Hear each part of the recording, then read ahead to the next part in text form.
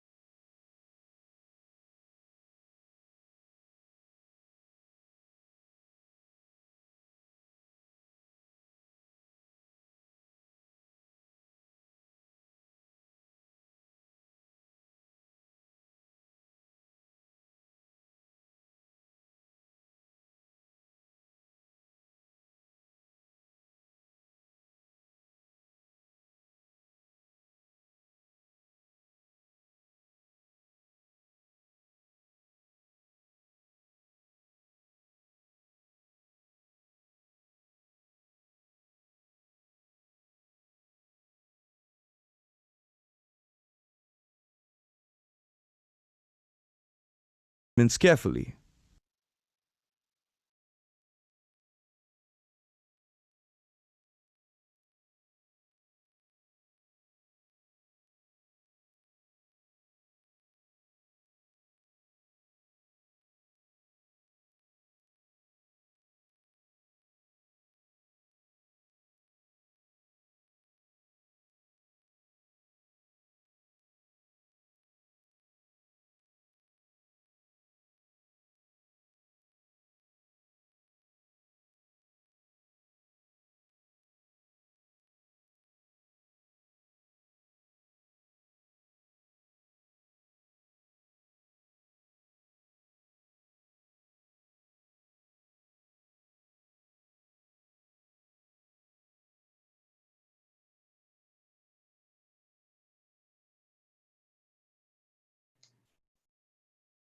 Hello and welcome to Smart Investor, an investment education webinar brought to you by ICICI Prudential Mutual Fund and the Hindu Business Line.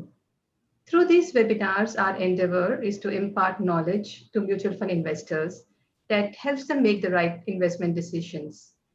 The topic for this webinar is investment strategies for retail investors, the do's and the don'ts.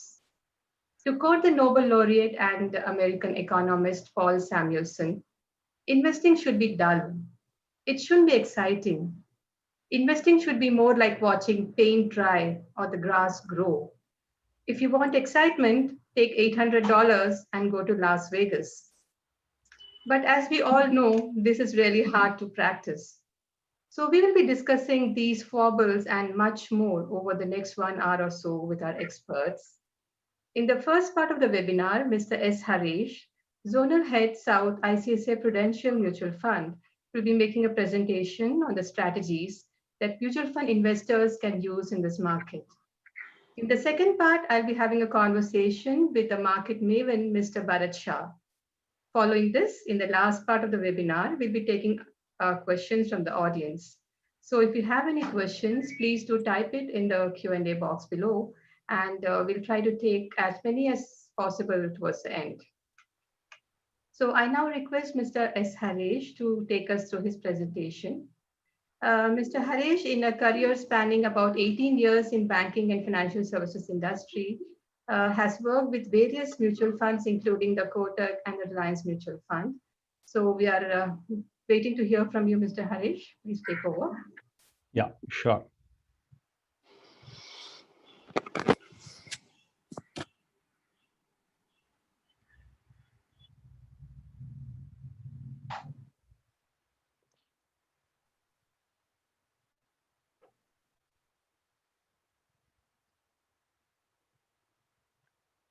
Thank you and a warm welcome from ICICI Prudential Mutual Fund. In about 20 minutes, I'll just try to give a simple strategies what as a customer someone can just look at it from the mutual fund angle. This is a structure of the mutual fund, very basic. Investor put in money into the mutual fund scheme managed by a fund manager, and again the returns comes in, it's been returned back to the investor. If you just look at the structure of the mutual fund, this is the structure of the mutual fund. Basic, there is a sponsor, trustee. Sponsor appoints a trustee. In turn, they appoint the mutual fund. There is a transfer agent, custodian, and AMC. So an entire structure is being governed by SEBI. So, with respect to transparency, if you just look at it globally at this point in time, Indian mutual fund industry is one of the very, very transparent industry.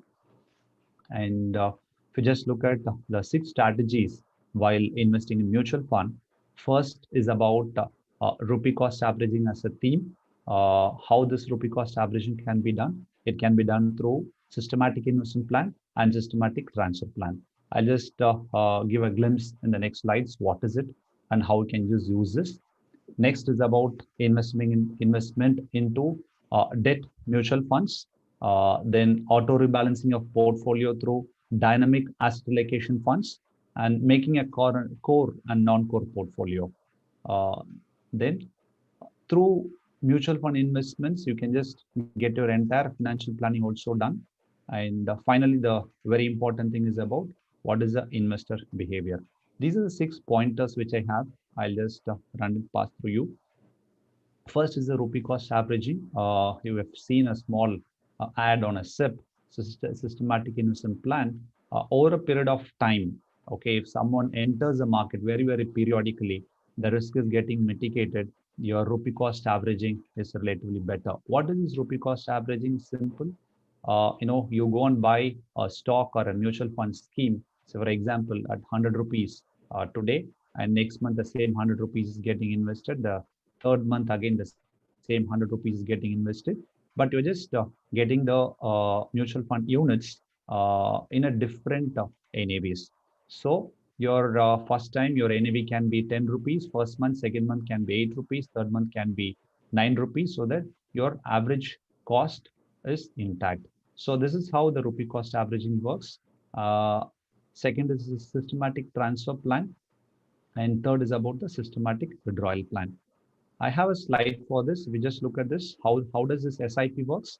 The money goes from the bank account to the respective scheme. It can be equity fund or a debt fund, whatever the scheme you choose. Second is a systematic transfer plan. Here also what we advise for the normal customers, especially for the retail customers, is to choose for a systematic transfer plan, because they might not know which scheme to choose, because so many schemes are there, so many themes are there, which one to choose. Better to mitigate the risk, we advise people to put the money into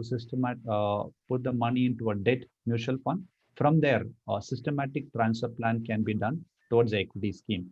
Now, there are daily STPs available, there are weekly STPs, monthly STP, all the different options are there. The money can move from debt mutual fund to equity mutual fund over a period of time, so that going as putting a lump sum money even at the peak of the market, those mistakes can be avoided.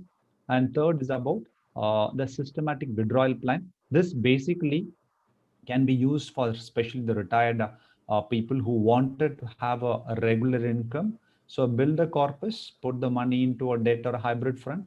From there, if you're just going to opt for a systematic withdrawal plan, automatically a fixed amount will get withdrawn from the mutual fund scheme and just goes back to the bank account of the customer. So these are the three things which will really help you for a periodic investments as well as a rupee cost averaging as a concept. Then why investors should choose an SIP and STP is purely because of these four factors. uh, Ignorance to the power of compounding, because a lot of people, what they do, they just will not wait for the market. They'll not give that investment time frame on what basis they're just investing into the markets. So what they do, once they see a specific uptick in the market or a downside in the market, they just go and take the money out of the market. So what we recommend is, if you want to actually enjoy the power of compounding, okay, then you need to choose an SIP or STP, so that because of rupee cost averaging, that helps the power of compounding also. Second is about, you can just get your entire financial planning done. Third is about your delay cost can be mitigated. So a lot of people might be sitting on the sidelines of the market, stating that the markets will correct, let me invest. When the market goes up, no, I'll just pull out the money. No one will be able to time the market. So this SIP and STP really helps a retail customer in a big way. And fourth is about the rupee cost averaging, which I already spoke. What we'll just do is, we'll just do a small poll now. Okay, there will be a question which will be there in your screen. You can just answer those questions. The question is, what is the eighth wonder of the world in financial terms? Is a question. You can just answer that question. Then we can just move on to the next.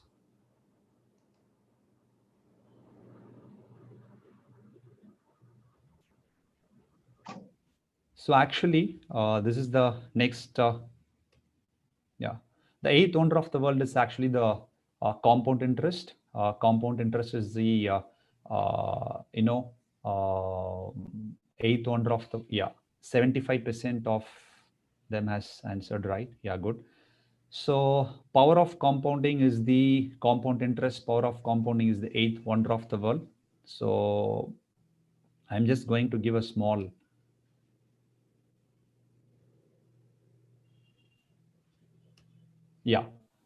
Just see a small illustration, very important illustration, because we could have seen this kind of different type of returns over a period of time in a lot of Excel sheets, spreadsheets, and so on. But if you just minutely just look at it, what the difference it makes over a period of time. So this example is all about a 10,000 rupee investment into SIP over a period of 5 years, 10 years, 15 years, up to 35 years. Just look at this particular tabular column. Assuming a 10% return on investment on this SIP, say take a time frame of 15 years, assuming that you do an SIP for 10,000 rupees monthly for a period of 15 years, your total investment value is 18 lakhs, but with a 10% compound interest, your return will be, the total corpus what you will build is around 41 lakhs, 41 lakh 44,000. And again, just look at it, another 5 years, you just give another 5 years, okay, you continue the SIP, your investment value will be around 24 lakhs, and the outstanding value will be around 75 lakhs. Just have a look at it. Just you are giving 5 more years, from 41 lakhs, the money, the outstanding value will be 75 lakhs. So it goes on like this. More the number of years, you get the best of the best compounding. Just look at the corpus value between 25 years and 30 years. Okay, 25 years, okay, you'll get about 1.3 crores, and at the 30th year, you'll get about 2.2 crores. This is the beauty of power of compounding. And same with respect to your lump sum investment. You put a 1 lakh rupee lump sum investment. Again, just an illustration. Over a period of time, just look at the same 10% indicative returns, okay, for a 15 years, 25 years, 30 years, and 35 years. If you just look at it, between 10 to 15th year, from 2.5 lakhs, money is grown to 4.1. From 15 to 25, another 10 years, money is from 4.1, it goes to 10.8. So this is the power of compounding, so which you will have in your portfolios if you just give the respective time frame for your portfolio to grow. So this is the beauty of power of compounding. That's reason, okay, power of compounding is called the eighth wonder of the world. And we do have, facilities in SIPs to do a top up. Assuming that someone starts a SIP, say for example, in this illustration, 5,000 rupees, and they'll just forget it. Incrementally, they may not plan to add SIPs. So there is an option called SIP top up, where you can just top up your SIP amount. And the right hand side tabular column, if you just look at it, okay, if you just do a top up of just 10% per annum, okay, over a period of 10 years, the accumulation value difference itself is close to around 3.5 lakhs. Normal SIP, you could have accumulated 6 lakhs, and the SIP with the top up, you could have accumulated 9.5 lakhs. The outstanding value, assuming with a 12% compound interest, it will be 16.4 lakhs in SIP top up, and a normal SIP, it's 11.2. So please don't ignore on increasing your SIP amount over a period of time also. So next is systematic withdrawal plan. As I just told, is a fixed amount which will get moved out of the mutual fund. It goes back to the respective customer's bank account.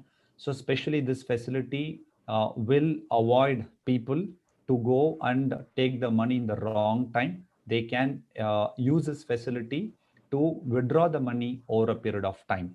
So with the tax adjusted, because the taxation plays a major role in mutual funds. So with the tax adjusted, especially in the debt mutual funds, with the tax adjusted, I'll just show a slide how this works. With the tax adjusted, the returns can be much more.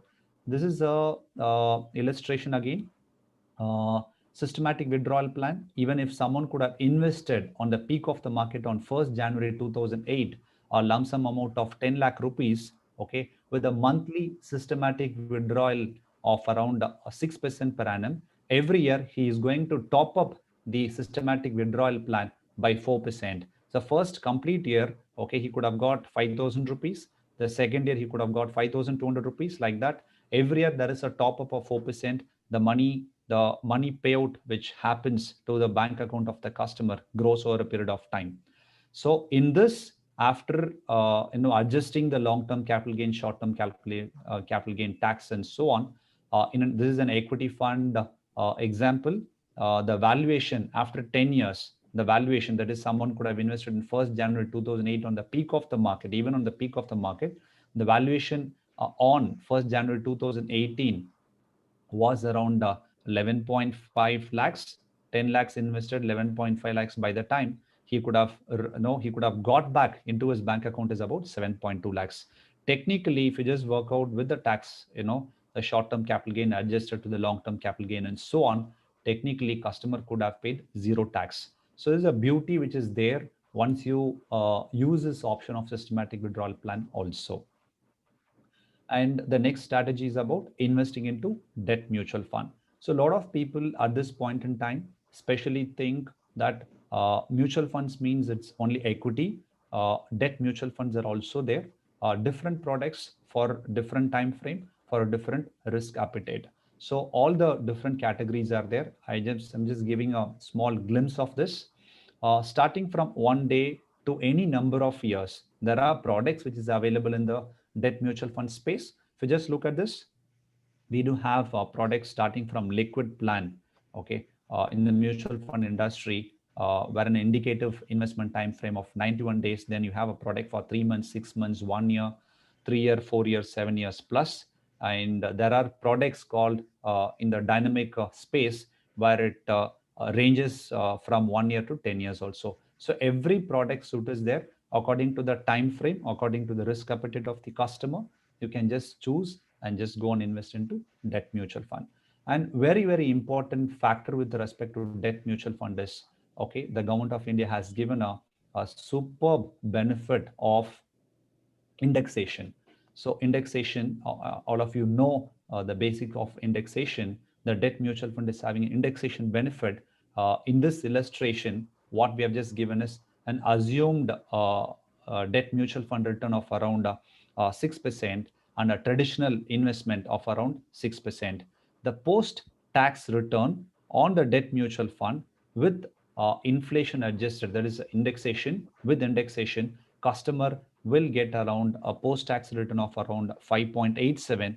And on a traditional investment, on a traditional investments like any of the deposits and so on, or any other debt instruments, where the post-tax return, assuming that this customer is there at the 30% tax slab, they'll get only about 3.93. Why we have assumed a 6% at this point in time? As you know, the fixed instruments available in the markets are there in the range of 5 to 6 or 5 to 7%. So post-tax debt mutual funds actually gives a very good edge for the customers' post-tax returns. So next strategy is about asset allocation.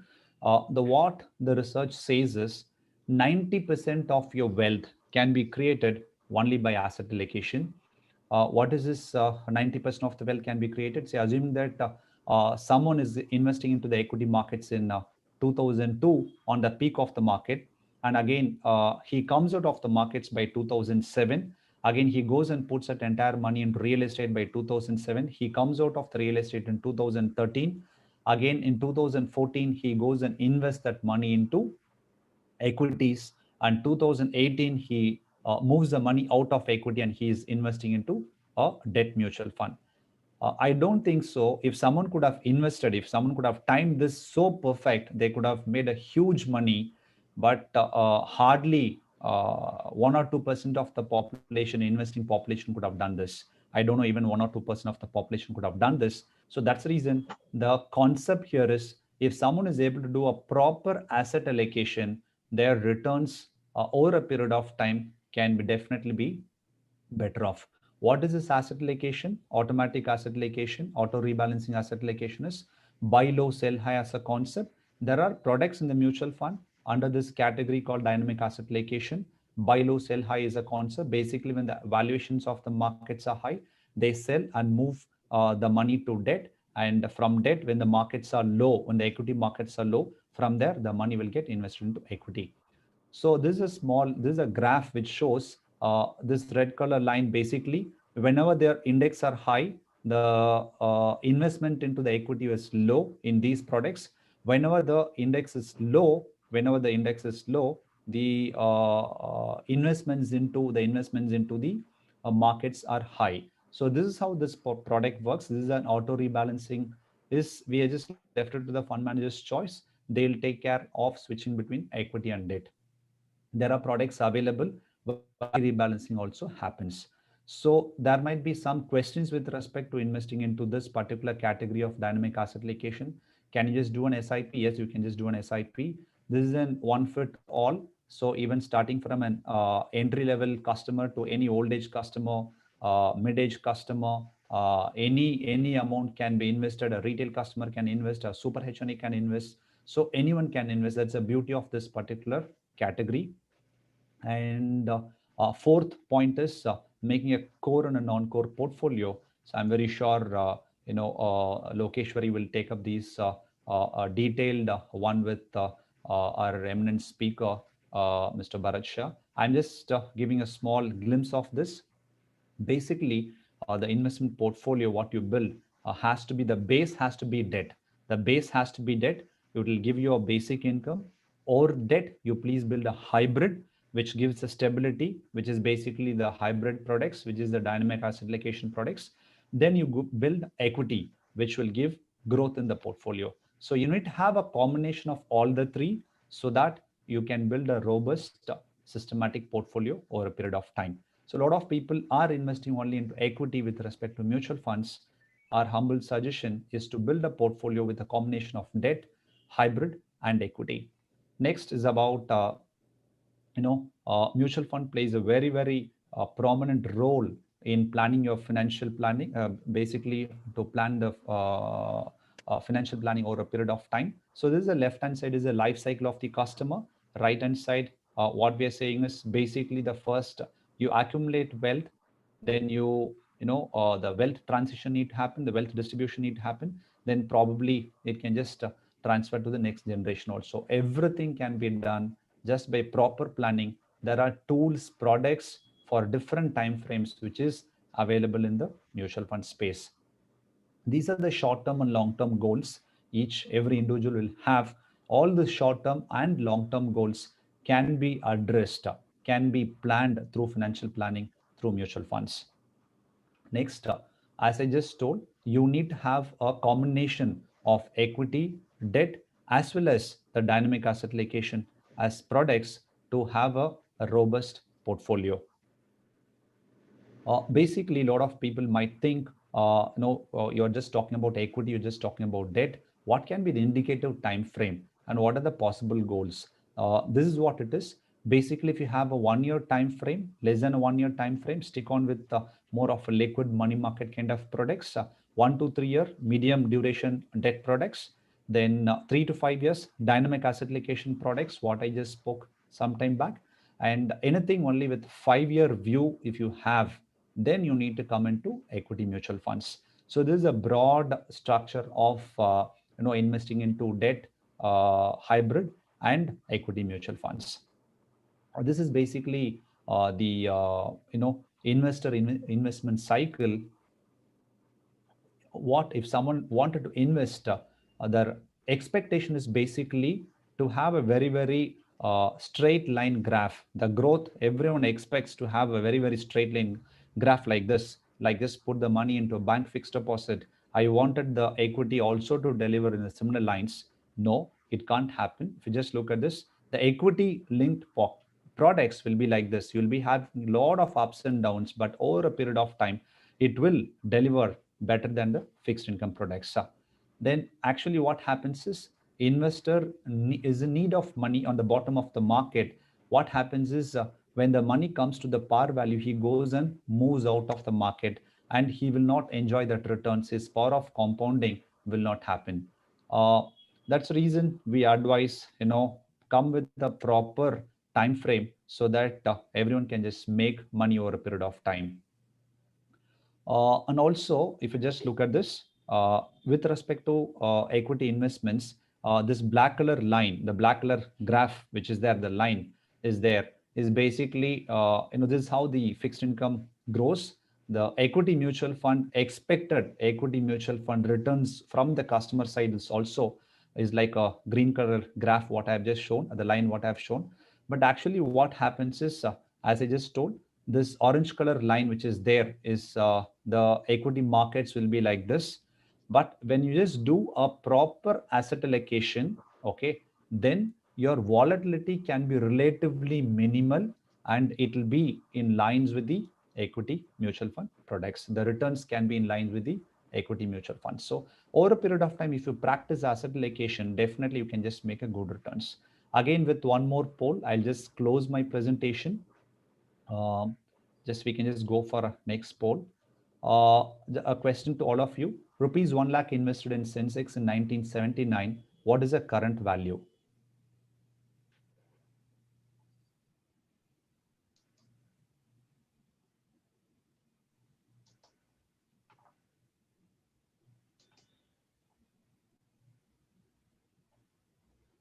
Poll answers, please.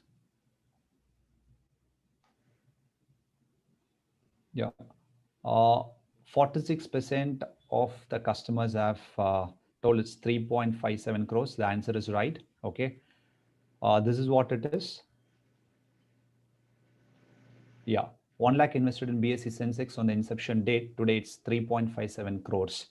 By looking at this number, please don't jump into equity tomorrow at any point in time. Okay. You need to practice asset allocation, happy investing.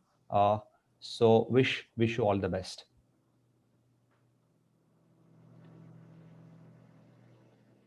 Lokeshwari, over to you. Yeah. Thank you so much, Harish, for that very succinct presentation. Yeah, so I was really surprised that both your polls got the right answer, got the maximum hits. So that shows the kind of viewers we have with us right now. And I think the point about spending more time in the market is also very important, and it also proves my point about watching the grass grow. Yeah. So it's missed. So I think we'll just.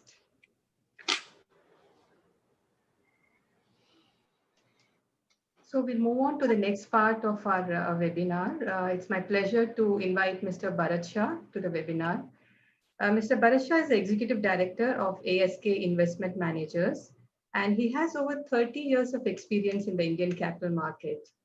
He is very well known for his pithy insights on investing, which he shares in an extremely lucid way. And I particularly like the way he's so generous with knowledge sharing. So, Mr. Shah, let me just start with a question that I think all investors in equity mutual funds and general equity also are asking. So why is this disconnect between the economy and the stock prices? Because market benchmarks marks have actually recovered over 40% from the March lows, despite macro challenges and contracting corporate earnings. But what are stock prices telling us? I'll answer it in three parts, Lokeshwari.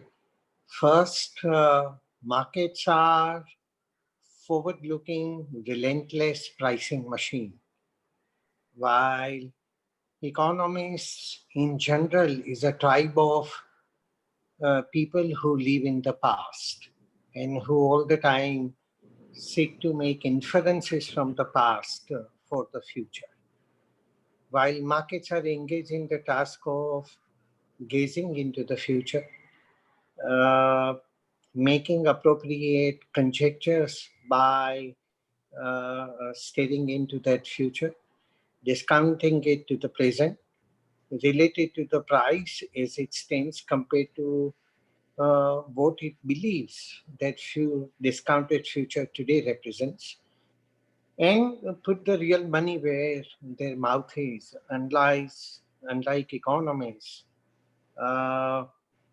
who unfortunately are more in the armchair kind of activity. And therefore, there is a fundamental difference between the view of the markets and the economists, because fundamentally, investing is more than 95% about future and maybe less than 5% about present and the past. While that is a required trait as far as investing is concerned, most Homo sapiens don't think of life in that way. Most of them spend time too much either brooding or mulling over the past or dealing with the present, while it is the other way around as far as investing is concerned. And economists is a special tribe within the Homo sapiens who by and large spend way too much into the past. And therefore, what economy is showing is an occurred fact today, while markets today would reflect what it believes tomorrow will be the case. Unless and until we understand this fundamental difference of viewpoint, this issue of the disconnect would always prevail. Secondly, I would say it is inappropriate, if not dangerous, to dismiss markets in a contemptuous terms, which a lot of bystanders and observers and even market participants tend to do. This is not to say that markets don't make mistakes, but it will be a fatal error to treat markets in dismissive terms. Markets, by and large, reflect in a pretty forthright manner what it believes the view about the future is. The view can be flawed at times, the view can be exaggerated, but it will be a big, big mistake to believe that markets are bizarre, that markets have lost the marbles and they don't know what they are doing, which of late particularly has become a fashion to say. Every second day I read something or the other which talks about Robin Hood investors, and I think these are pretty arrogant expressions. We should respectfully observe what markets are doing. I would maintain a healthy and reverential distance from the market. It doesn't mean everything that is suggested by market is a gospel truth, but it will equally be an error to assume that markets are foolish and irrational and they are just a den of gamblers, which often is implication stated or unstated in many of statements that you see from the observers, bystanders, economists, even market participants. I think what a healthy attitude to keep is not really to judge markets too much. Healthy attitude and a more profitable and a proven attitude over some 300 plus years of recorded investing history shows it is far more prudent to focus on individual stocks, individual businesses, their merits or otherwise, and to do that over reflected long term rather than reflecting every near term or a short term event as if it's a permanence. If we avoid these mistakes and remain focused on a bottom up basis on businesses and keep evaluating and keep judging or revising one's own opinions if need be in terms of what you believe that conjectured future is. Therefore, value is not a static number that you arrive at one time with which you compare price at a given point of time. Value is an evolving idea. In any case, with the time value of money, value itself has to compound based on that IRR. But there are many other levers which may change value than what you think about it at a point of time. Sorry. So that would change from time to time. And we have to remain alert, watchful, at the same time, careful and long term. Uh, it has got to be a judicious balance between confidence about what you know and what you do, at the same time, remaining open to possibility that there can be a scope for error. Therefore, that is how I would look at the situation. Markets probably seem to reflect that the challenge of pandemic is over wrought and over kind of dealt with. And to that extent, markets probably are implying that while it's a challenge and an important challenge, not a minor one, and there is an impact on economy and on the businesses, their earnings and their top line, and therefore their prices, because the value may alter because of that. But markets seem to think that transient and temporary or a near term should not be confused as permanent one. Okay, point taken, sir. Lokeshwari, you need to put your video on because I am staring into the kind of a distant horizon. If you Okay, put the video on, I can see the face. So, my video is on. Can someone help Baricha's view? anyway, go ahead. If, Yeah, I think they have to help you. Your video Yes, was sir. on earlier when we talked. So Yeah, I think the Arvind or someone can just help with putting my video on while I'm talking. sure. Yeah, so the second question I'd like to ask you, Mr. Shah, is that I know that you believe that P ratio, the price earning ratio, is not the right prism through which equities should be evaluated. And I think this has become even more relevant now against the background of the earnings contraction that this pandemic has brought about in this current fiscal. So we see the PE multiples actually shooting through the roof. I think Nifty 50 is at 30 times.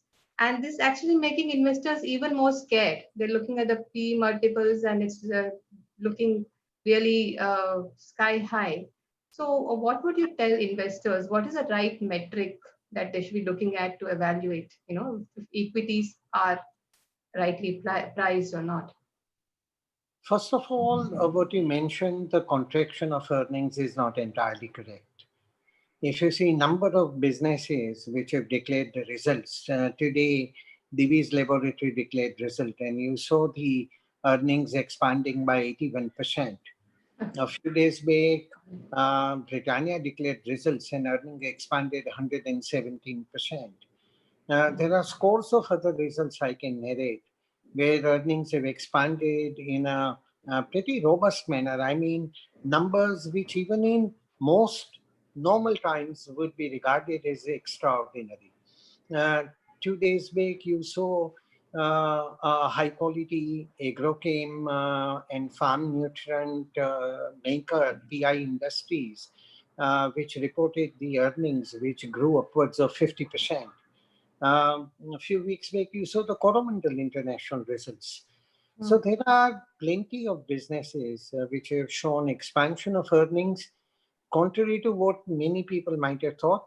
And in many cases, I myself have been pleasantly surprised by the kind of robustness and the strength that the entrepreneurs and the businessmen and the businesses have displayed in dealing with a challenge in a quarter where April was virtually shut, May was materially shut, and even June was substantially in the impact zone. In a quarter like this, for businesses to expand their business by 20 and 30 and 40% is nothing short of extraordinary. So I would say we need to temper that assessment with more data that earnings have contracted.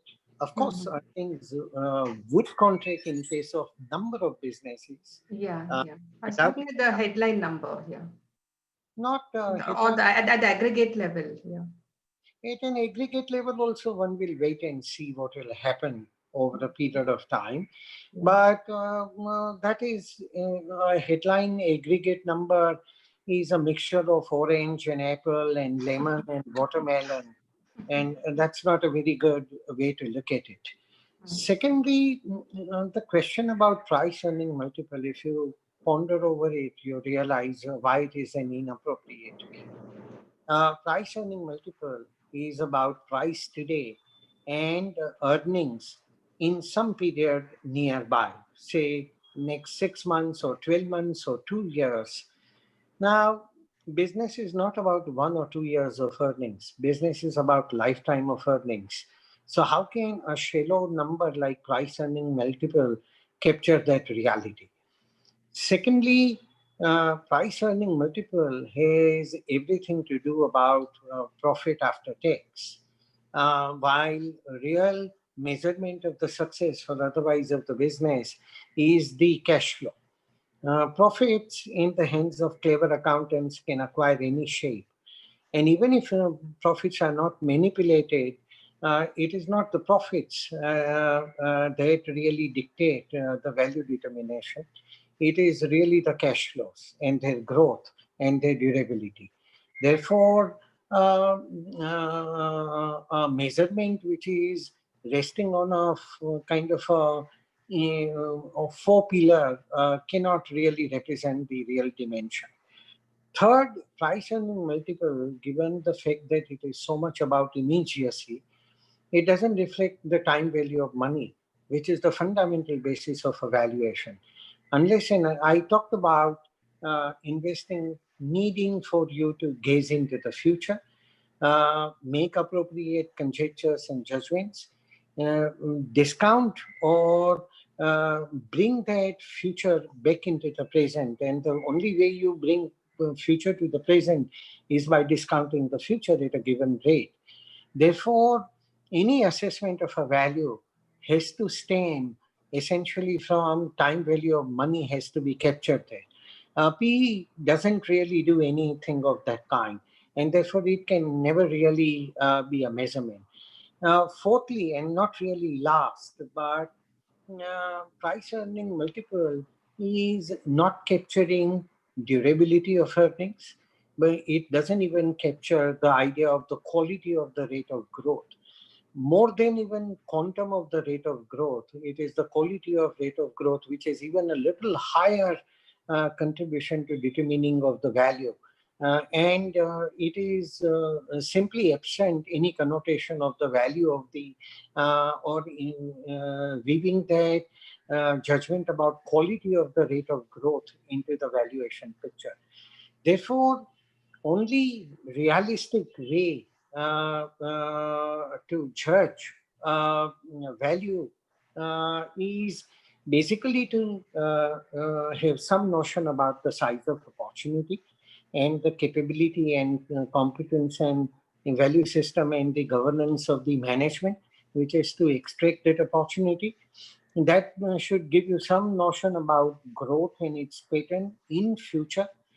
But more importantly, that growth has to be not just the growth of the top line or the bottom line, but that of the cash flows. Furthermore, you need to temper that assessment of the growth with the quality of the growth.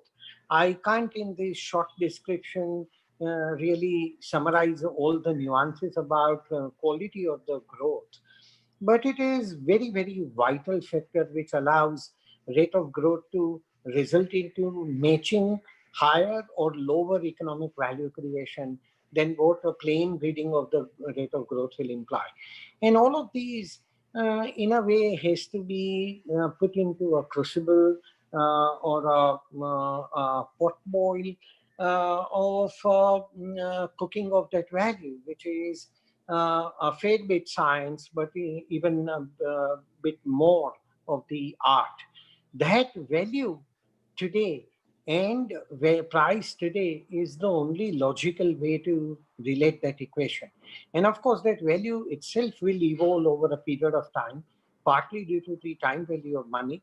Other things maybe because of the assumptions that you built may change. One final thing, price earning multiple really should be inferred after judging the value. Therefore, price earning multiple is an output.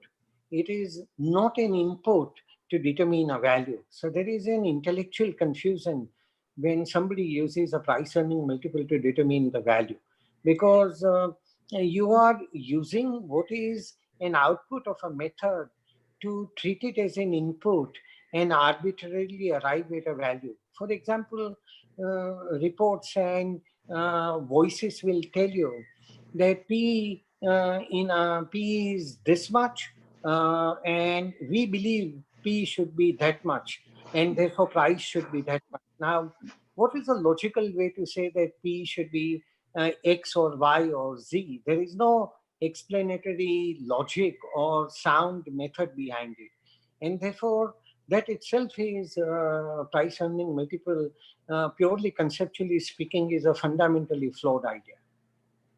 Okay. A lot of ideas to mull upon, Mr. Shah. I think people will have lots to think about after that. So if we come to investing strategies, so the two most things I talked about are the value and growth. Value investing has not really been working too well in Indian market over the last few years, and growth has actually worked. You too, I think, started as a value investor and then became a growth investor going ahead.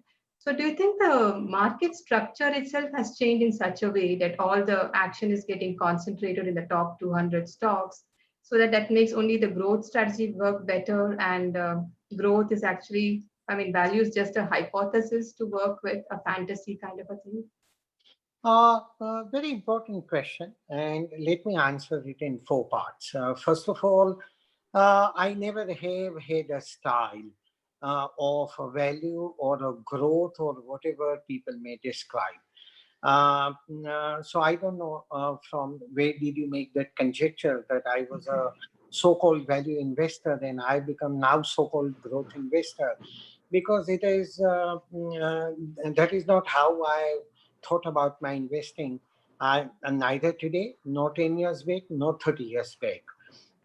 On that fundamental construct, broadly, my philosophy of thinking about investing is reasonably remained on the same parameters. Some nuances may have undergone change, but those are more mechanics and not fundamental tenets. Secondly, I think there is a lot of, much like price earning multiple, is an utterly confusing idea, and simply because it is simple to comprehend and therefore it is abused. But equally, I think investment literature and even media is filled with reams of paper about so-called difference between value and growth. To my mind, investing invariably comprises of three most important ideas, apart from some other ideas, but let me focus on these three important ideas. There has to be an earnings growth in future, sustained, predictable, durable, and simple to understand. That compounding machine kind of a growth is an absolutely essential ingredient for value to be created and to be expanded. And without that growth, investments become a bit like fixed deposits and cigar butts. And if the growth gets procrastinated or delayed further, then it becomes a reducing or a negative fixed deposit. Therefore, growth is vital. Second, very importantly, as I alluded to earlier, is the quality of the growth. Growth in itself is important, but not enough till it is supplemented by the quality of growth. It is quality of growth which makes growth in absolute sense from becoming contributory rather than toxic. Therefore, when the quality of growth is superior, same amount of growth in the hands of 2 or 3 or 4 different businesses will result into different outcomes over a period of time. Some may produce even a superior returns than the underlying growth rate over a period of time. Some will produce at par, some will produce lower, some will produce zero, and some other terrible businesses will produce negative returns over a period of time. Therefore, the second dimension is the quality of the growth. And the third is important aspect, which is the value. Value in the terms of margin of safety. Value today and price today is a definition of margin of safety, the gap between the two. Value tomorrow and price today is a definition of compounded returns that you are likely to make over a period of time. And therefore, it implies two very clear things. At a time when you are thinking about your investment, you need to have a notion about what is the value today. And when you are thinking in order to decide what is the margin of safety and that much extra one time to your returns kitty. And when you're thinking of long-term returns, because investing has to be long-term by definition for it to be profitable and to be sensible. And none of the notions of hyperactive world of social media and short-termism really has changed anything about the long-term notion about equity investing. But when you think about that long-term, the compounded returns that you are seeking, the notion comes out of value tomorrow and price today. It is that margin of safety coupled with growth and the quality of growth combines the troika of investing in terms of assessment. Management quality, size of opportunity, the character of business which has a contribution to determine some of these, all are important other factors, but let me focus on these three. Therefore, investing for it to be valuable has to have a growth. Without growth, it will become a cigar butt. But if it is growth without quality, it can be corrosive growth or actually it can be destroying growth. And if it is growth as well as a quality of growth, the package has to eventually conjure up itself into some notion of what is the value today and therefore a margin of safety, because even a great business, a great quality, and a terrific management with a large size of opportunity and long-term future solid growth, you still want to buy at a price which leaves a margin of safety, which means price by definition has to be somewhat cheaper today when you are acting upon it compared to value that you believe exists today. Therefore, it is never a question of either or. It is both value. Growth has to be qualitatively sound, and that package has to be bought at a value price. To my mind, that and that alone remains a long-term nectar of investing. Okay, point taken. Um, So Warren Buffett had said that it is temperament and not intellect that actually helps investors. So if you say what kind of temperament that investors should cultivate, to actually help them navigate phases such as these. An absolutely vital question. In fact, at the core of what investing is about.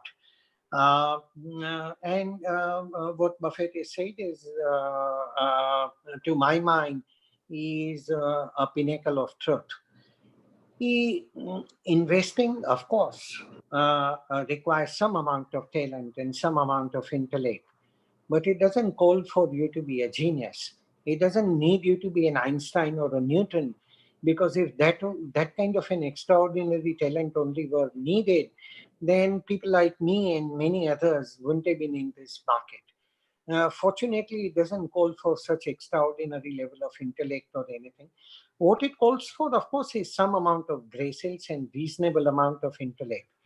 But more than the intellect, what it calls for is really a temperament, a mindset, a set of attributes within which lets you deal with the machinations and the volatility and the violence of the market. Markets are forever trending and forever altering machine.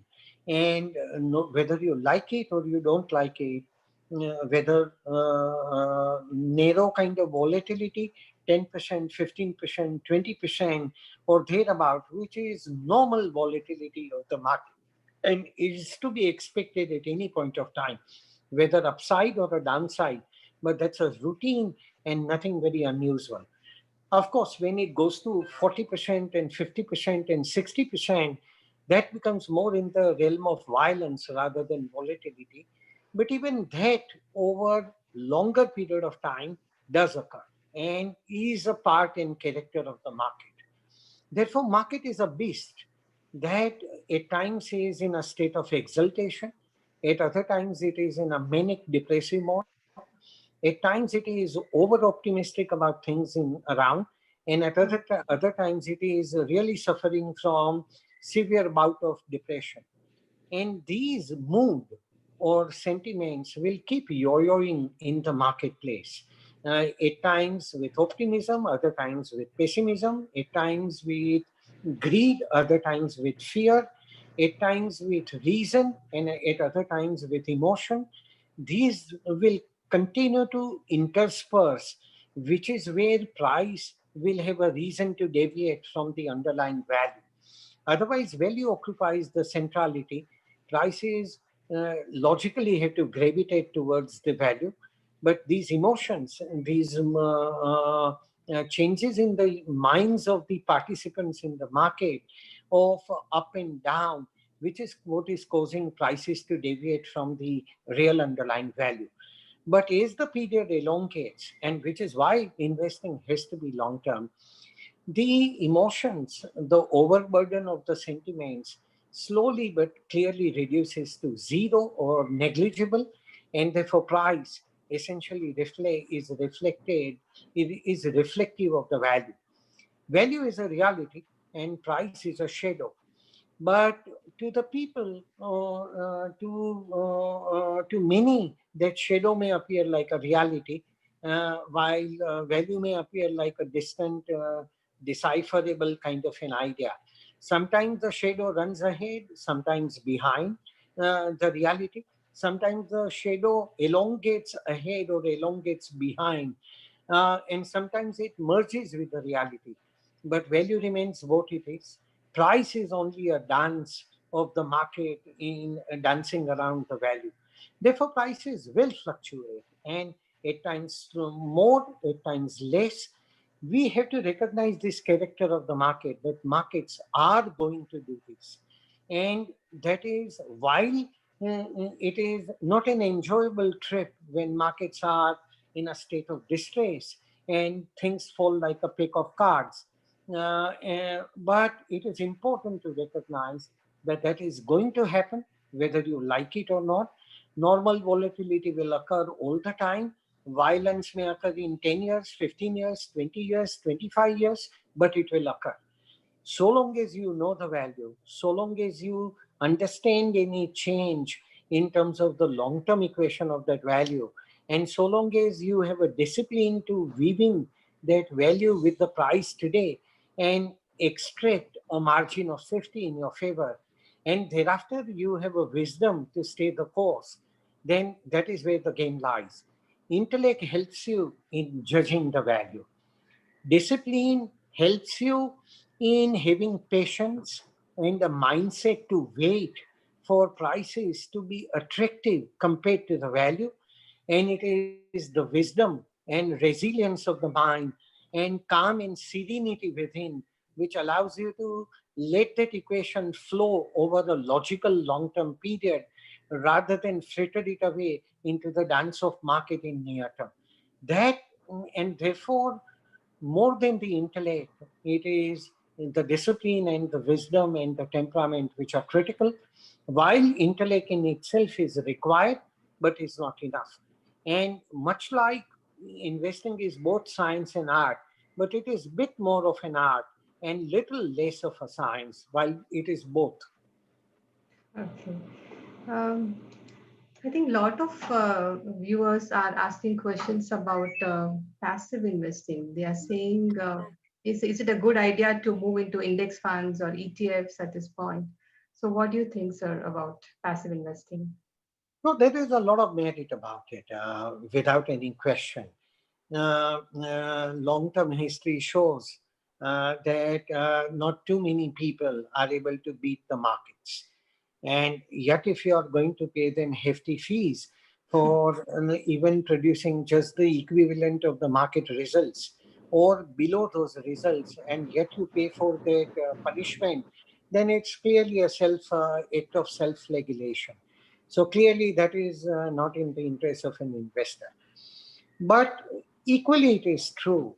While investing is a greater act of wisdom and discipline, and maybe a little less of intellect, there are enough people who have shown a path and who have demonstrated that with a discipline and serene mind, which is a good judgment of the values and good judgment about the character of the managements and the people, and have broader understanding rather than a lot of small and at times petty peccadillos or minor details. It is combining that vision along with the methods of investing, along with the temperament, which is what is critical. But in the hands of those investors, over a long run, clearly there is a potential and ability to beat the markets. And there are enough records which show that. But if an investor can't do that himself, then obviously he has to find somebody who can do it. Investing, much as it may sound simple to do, is not a DIY. It is not do it yourself kind of a scheme. You can buy a fixed deposit without too much of application of mind. You can buy a house. You can probably buy, even for buying a fixed income mutual fund, maybe you need a little bit of skill and knowledge to ensure that you don't end up with the grief sand, you know. But equity is far more specialized. The ease of participation in terms of buying and selling should not deceive you into believing that investing is easy. Investing is simple to understand. The nuances underlying are simple, but it's not easy. And therefore, if you can't do it yourself, you have to find somebody who can do it for you and who can generate that extra so that you're paying in something out of that extra is well worth that effort. But if you can't find somebody whom you can trust or whose capability you have developed a confidence in, and not just capability, but his value system that you have developed confidence in, then next best option is either to do it yourself, but which if you have concluded that you can't do it yourself, then next best option is to give it to the index. But if you make an effort and do something, like you do make some effort to find the right doctor for your needs, It's not easy if you just flip a coin and decide which doctor to go for. So you do make some efforts, you do make some inquiry, you do make some analysis. Some amount of inquiry of that kind, maybe little more searching may be needed to understand people whom you can trust, whose trusteeship capability you have faith in, and their long-term capability, not just the past record. Because past record is what it is. It is doing that in future, which is critical. And therefore, process, discipline, replicability mindset over a long run, a kind of a demonstrated level of level-headedness in crisis situation. All these are critical aspects that you need to think about the manager whom you want to entrust. And that effort is well worth it if you find that manager and entrust that money, because that manager hopefully will create distinguished results compared to what the index will produce. But if you can't do that, then it is better to leave money with the index. At least you'll save the fees. Okay, thank you, sir. I think we'll now move to the audience Q&A, but before that, can we have the compliance slides?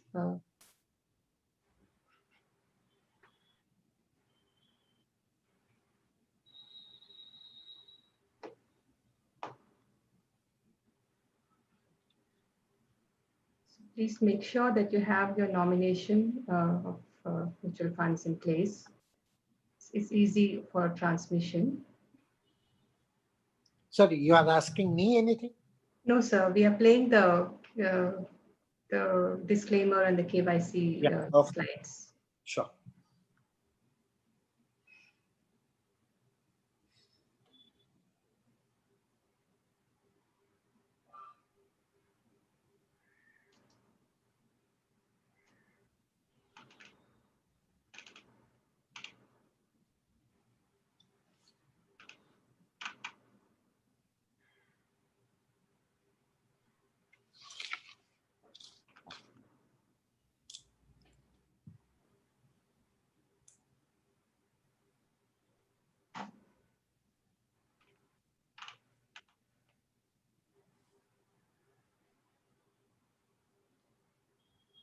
Yeah, so I think we'll take some audience question now.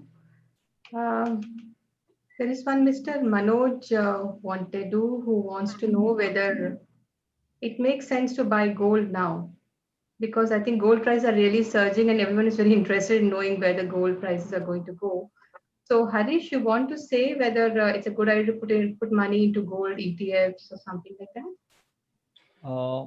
See, with respect to, as money is chasing the safe haven, gold is one of the factor where the gold prices are going up. What is the kind of money which got printed in US, and the kind of liquidity which is there. That is also one of the factor. But with respect to the gold view, yes, as a part of an allocation on an overall portfolio as a hedge tool, gold can be looked at in the portfolio if they do not have.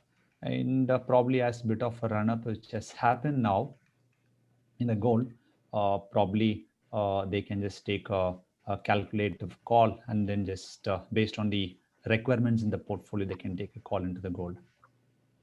Lokeshwari, I have something to say about Yes, sir. Yeah, yes, sir. Well, it is important to follow the asset allocation discipline, but trying to think of as gold as some nectar of life is a mistaken notion. If you look at 110-year record of gold, in dollar terms, it has produced less than 1% compounded return. And in dollar terms, that will tell you what is the real story, because gold has no real economic value. It is an article of consumption.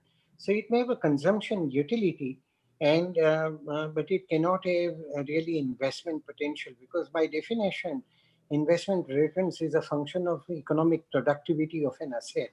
Then only you can measure the value, and then only you can have a notion of what is a likely return that you will make. And gold doesn't satisfy that condition. What asset allocation discipline will imply will be two physical assets, which is gold and real estate. Both are articles of consumption. House that you need, or an office that you need as a business asset, or a factory, or whatever. And gold is an article of consumption, is jewelry or the adornment that you want to wear. Perfectly fine. But it is a mistake to treat it as an article of economic value creating investment. That is where the rub lies. Now, past is deceiving because on the top of inferior dollar return, because of the chronic and long-term mismanagement of economy, you added two more elements which kind of showed up as a return. One is chronic inflation into the economy. Second was rupee depreciation. On top of that negligible dollar return of gold, these two elephants added seem to give an impression of a respectable looking high single digit kind of a gold return over a few decades. But if economy gets into a better management mode, as I believe it is becoming, and is inflation gets tamed, and as we behave on our external front, rupee depreciation has to be moderated compared to the past. I would say it will be kind of difficult to think of gold as a source of return. One has to be very careful. Second is a mental trap. Markets are a place which is designed to put you in a trap. And whether it is equity stock prices, whether it is bond prices, or whether it is gold price, when prices go up and up and up and away, at some stage people succumb. And that is exactly where the risk is lying. When you get trapped into a dance of price rather than judgment of value, that is where you are actually taking one of the highest risks. And anybody who thinks merely because of the price change of gold in last some time is very attractive and as a flight of safety, you may have to be careful, because you may end up being on the other side of the table at a time not of your choosing. Okay, point taken. Harish, when Mr. Padmanabhan wants to know that he wants to invest 50,000 with a time frame of 5 years, but he needs capital protection with growth for his son's education. So should he go for debt funds or equity? Yeah, see, with respect to mutual fund, as we have just played this risk factor, we can't use a word called capital protection.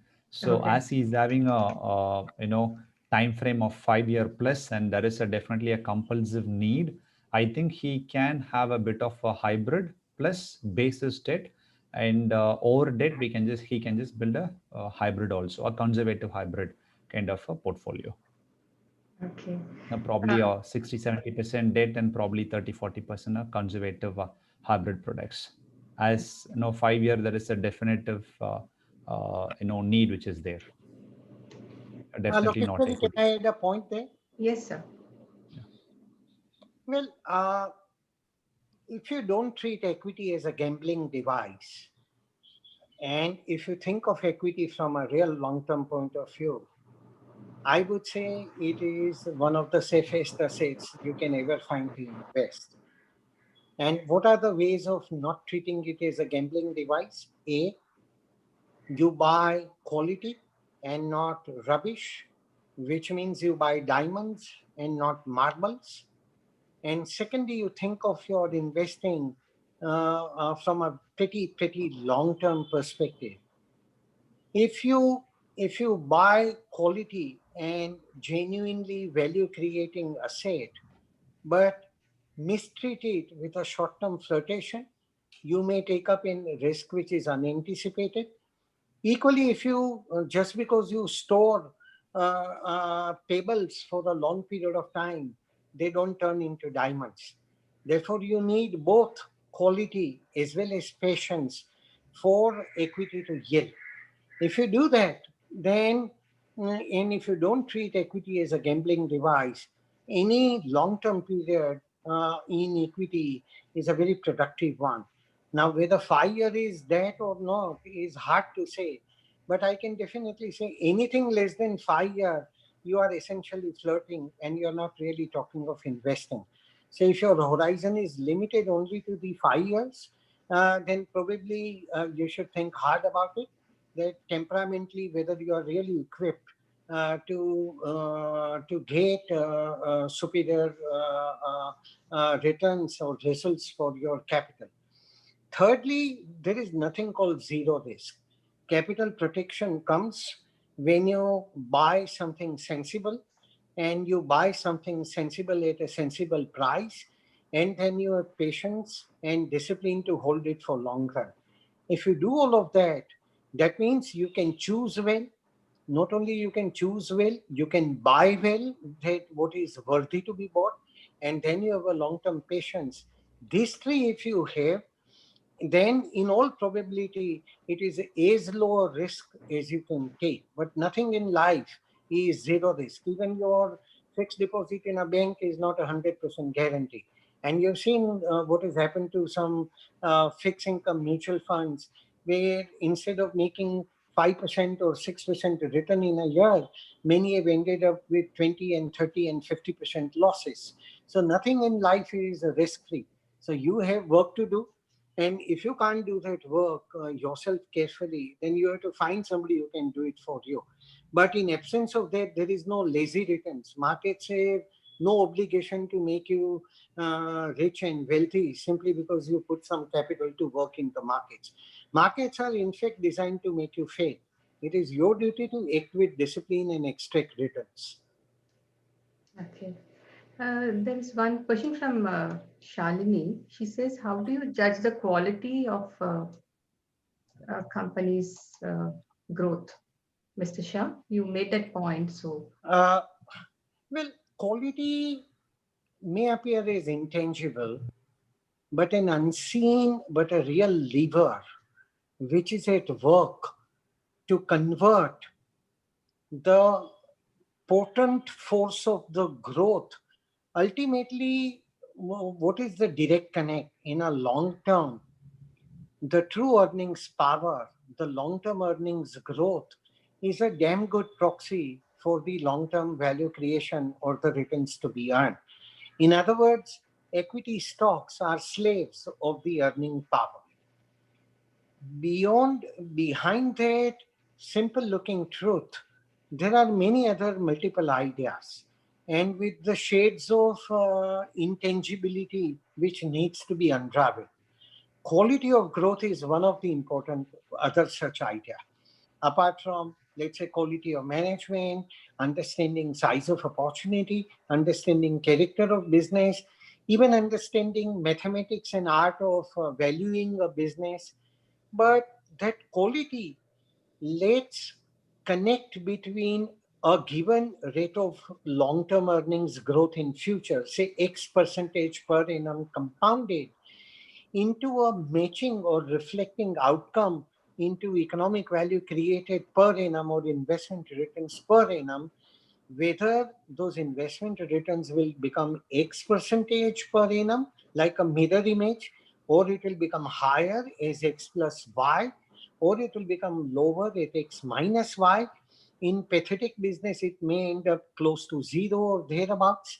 And in downright rubbish and inferior businesses, it may end up as a negative kind of a draw. Therefore, growth is not a panacea for making automatically returns. It is the quality of growth which, combined with the rate of growth, which delivers the final punch. Therefore, that quality of growth is an important idea which needs to be understood. It can be seen in the kind of a protective armor that the business has created around itself called moats. It can be reflected in the pricing power. It can be reflected in relatively frugal need of capital than the others in the business, or it can mean a greater amount of output on the same amount of capital compared to the others. It will have various dimensions in that qualitative notion. These notions, when you have understood and kind of try to make conjecture about the future, is sum total of that quality of growth. But that quality of growth, in my opinion, is not just as important, but even more important than the rate of growth. Investing is less upfront than people believe it to be. Humanity feels more comfortable with the tangibility of the things, but investing is more about intangibility. Price is tangible, but it is value which really is the master. Uh, Price earning multiple may sound like a mathematically precise number, but it is value which is the draw. Similarly, rate of growth may look real, is a definite number, but it is the quality of growth which is a far bigger impact. Uh, Quality of growth and understanding that is a book by itself, and something that needs to be dealt for long period of time. So beyond this, it will be tough for me to take you through so many more nuances into it. But suffice it to say, corrosive businesses abound, which by definition are destined to die and diminish or corrode. It is only very few qualitatively sound businesses, and which only by definition will have a value over a period of time. Others are merely excitement and dance and depression of the market. Ultimately, they'll be grounded to dust in the giant flywheel of markets. It's only very few businesses which have character and what it takes to create value, and that hugely resides on the quality of the growth. Okay. Harish, I think there's a lot of interest in guild funds because people are asking whether guild funds are a good idea for the next few years because I think they've delivered pretty well for investors. Yes, yeah. Yeah. Mm. To put it in one line, with the current levels where the yield is and considering the liquidity situation, definitely they can invest. But as everyone know, guilt, being a debt, guilt is also not an one-way up return. It will have, based on the interest rate, it will have its own volatility. If someone is able to take that volatility, definitely they can look at gilt investments also. Okay. So, Mr. Shah, any last words for investors about how they should act in this phase, this very difficult phase? No, investing is a continuous thing, so there can never be any last word. I mean, anything that we think is a last word is our own arrogance. So I don't want to be accused of such an arrogance. There can't ever be any last word as far as investing is concerned. But I would say a few things. While investing is about returns, risk control is even more important. Much as I talked about, while growth sounds palpably real, but it is the quality of growth which is even more critical. Secondly, investing is not do it yourself kind of a scheme. Thirdly, investing is not a get rich quick scheme either. If you do not have a patience and you do not have a mindset which can appreciate that idea, and you don't have a temperament which otherwise will fall prey to the market machinations exactly at the wrong point of time when the highest amount of discipline is required.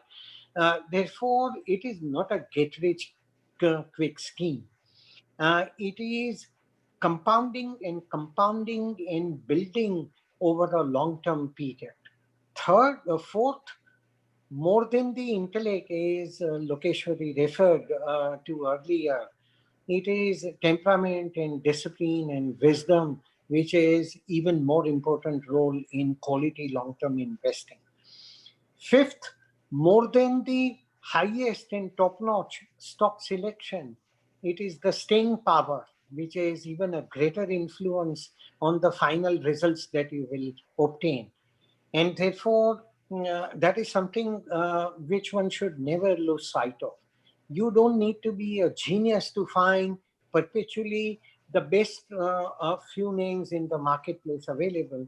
More than that, your ability to work with reasonable and decent ones, but ability to deal with them with an equanimity and serenity over a long run, which is going to be very big difference. In many other ways, equity investing is not about highest, it is about optimal. It is the quest of the highest which derails objectives and which derails even bright minds. None of the investing, why just equity, even other for out of the asset allocation, as I mentioned, fixed income and real estate are actually pure consumption. Really, they are not investment assets. Fixed income is a way of ensuring that your life goals and your needs and your even some amount of contingency can be taken care of through legitimate amount of income investment into fixed income, so that it doesn't derail you when you are faced with difficulty. It gives you robustness of the mind. But even fixed income, you have to recognize net of inflation and tax, the returns are more like a treadmill. More you run there, more you remain at the place, and at times you walk behind if you, or you may trip over if you don't do it carefully. So fixed income is still required in order to give you that robustness of mind to take care of your needs, to take care of your some amount of aspirational ideas, and to take care of some contingency. But having done that, that surplus capital thereafter has to find way into equity. But again, markets have no obligation to you. Markets have no duty towards you to make you rich. Market equity is the only asset where probably net of inflation and tax and the other cost, you can still aspire to have double-digit compounded returns. But again, it is not automated. It's not a God's benediction from the above. You have to earn it, you have to work hard, and you have to strive to get it.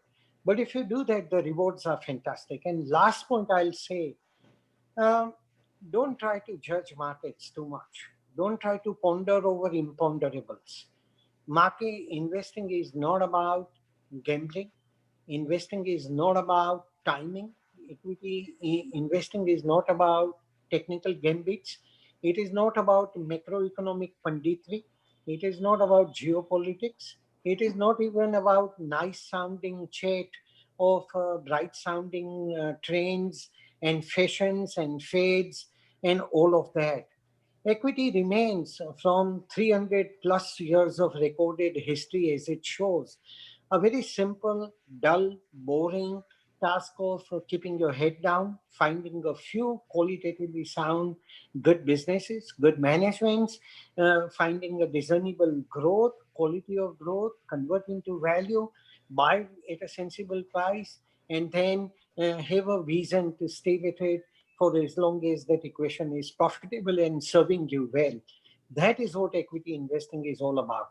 And therefore, as you yourselves correctly mentioned, you have to treat and keep a mind of watching the grass grow slowly. It is not a get rich quick scheme kind of an idea. If you want an excitement, casino is a place.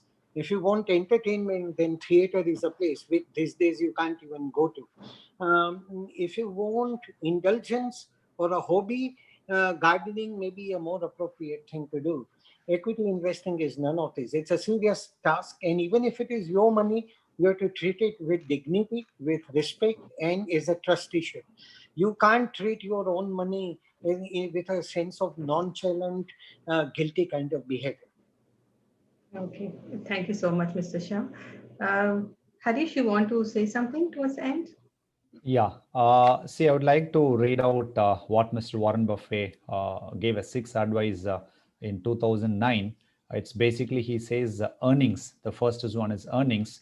Never be dependent on one single source of income. Your investments has to be a second earning. So that's one. Second advice from him is spending.